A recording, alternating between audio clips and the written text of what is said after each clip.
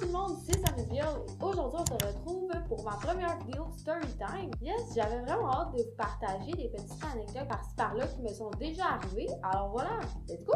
Bon, installez-vous bien parce qu'aujourd'hui, je vais vous parler d'expériences que j'ai vécues en tant que, attention, roulement de tambour, caissière dans un dépanneur.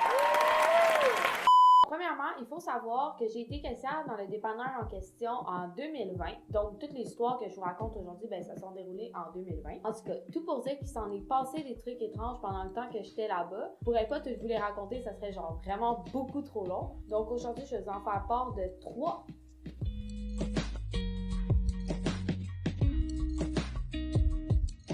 Ok, donc pour commencer, la première anecdote, c'était un vol d'essence.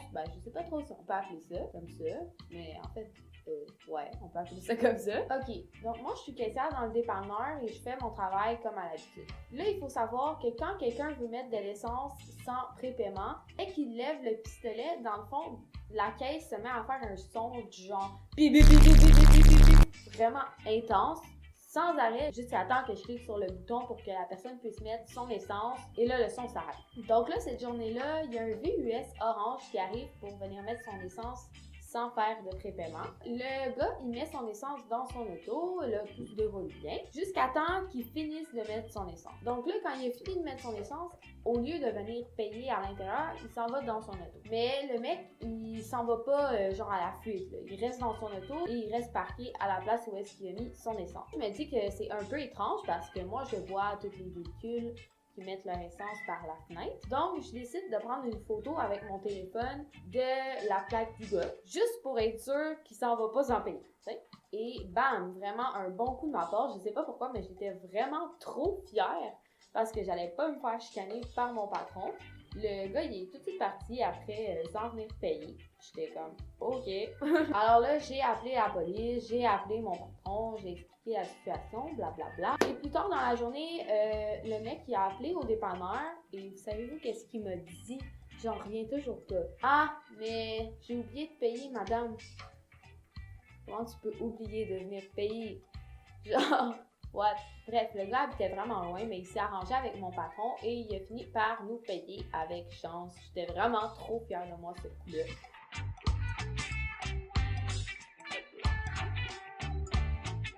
Bon, maintenant, deuxième anecdote. Ça se déroule vers la fin juillet 2020. Cette fois-là, j'étais derrière la caisse et là, il y a un mec africain, je crois, qui rentre dans le dépanneur. Mais là, il faut savoir que vers la fin juillet 2020, ici au Québec, le port du masque venait juste d'être instauré, genre obligatoirement. Alors là, il y a beaucoup de monde qui oubliait de le mettre. Aussi, le lavage de mains est devenu obligatoire à ce moment-là. Donc, c'était vraiment intense là, parce qu'il fallait le répéter à chaque genre 2 secondes. Bon, alors là, je lui dis bonjour et le gars a pas de masque. Donc, je lui dis, ah, monsieur, il faut que vous ayez mettre votre masque pour rentrer dans le dépanneur. Et là, je vous jure, il me regarde avec une tête, là, j'étais comme, what the fuck? Il me regarde genre...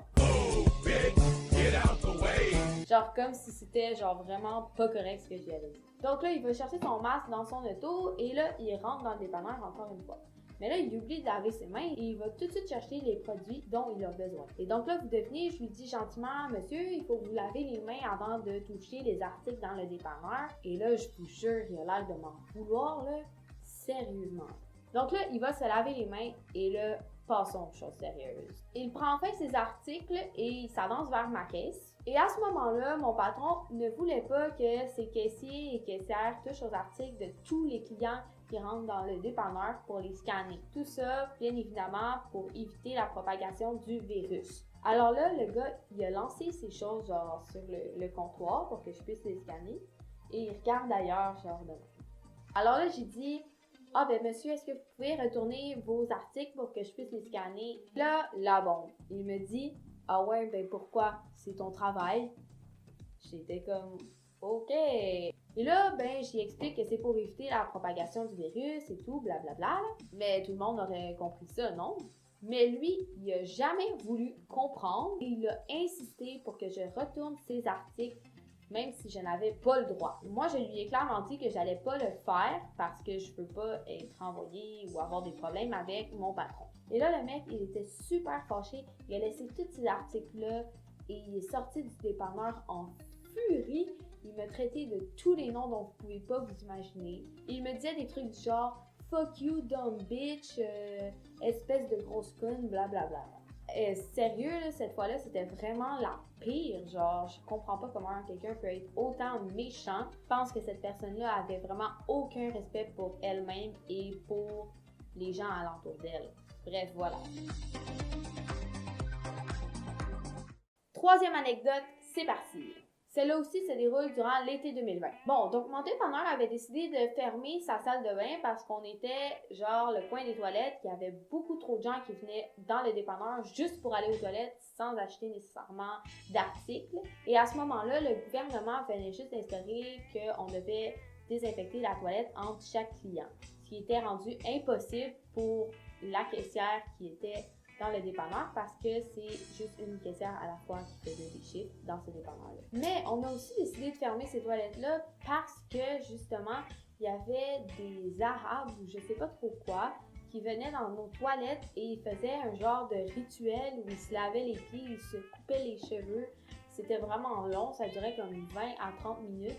Et là, des fois, il y avait d'autres gens qui attendaient en file et c'était vraiment trop long pour eux. Et lorsqu'ils sortaient des toilettes, ben, ils avaient laissé comme plein d'eau par terre, du papier de toilette partout, plein de cheveux dans le lavabo, ce qui est vraiment irrespectueux pour la prochaine personne qui y rentre dans la toilette, justement. Genre, c'était vraiment enfer, là. Ils bloquaient vraiment tout le monde voulait aller faire pipi. Oh non, mais sérieux, mon patron les aimait tellement pas, là. Mais en même temps, je le comprends. Nous, ça nous dérange pas si toi, t'es arabe, tu fais tes rituels, tu laves les pieds quand tu vas aux toilettes, blablabla. Mais viens pas faire ça dans des toilettes publiques de dépanneurs. Fais ça chez toi ou, je sais pas, dans un lieu culte. Bref, pour toutes ces raisons, on a fermé les toilettes et en plus, il y avait une pénurie de PQ ici au Québec. Je sais pas pour vous en France, mais voilà, donc c'était vraiment trop, là. Et donc, la toilette était juste ouverte aux employés et on laissait les jeunes enfants et les femmes enceintes y aller aussi. Mais des fois, là, quand on a décidé de fermer les toilettes, les gens avaient tellement pas d'allure. Genre, je leur disais que les toilettes étaient fermées et ils me faisaient des regards, là, comme le mec d'avant. Genre, j'étais comme, mais voyons, c'est pas de ma faute, là, c'était à vous d'être respectueux, voyons. Mais dans le fond, le plus drôle là-dedans, c'est quand on a décidé de les réouvrir. Oh là là là là. Mon patron avait décidé de mettre une feuille disant de garder les toilettes propres et de ne pas se couper les cheveux, se laver les pieds ou de faire un rituel. C'est quand même assez surprenant que les gens ne savent pas ça de base et qu'on doit leur écrire pour qu'ils le comprennent. Donc voilà, c'est déjà la fin de la vidéo. En vrai, ça passe vraiment vite et ça fait vraiment du bien de vous parler des fois de choses comme ça. Dites-moi en commentaire si vous aimez. N'oubliez surtout pas aussi de laisser un énorme pouce bleu et de vous abonner à ma chaîne. Allez, ciao!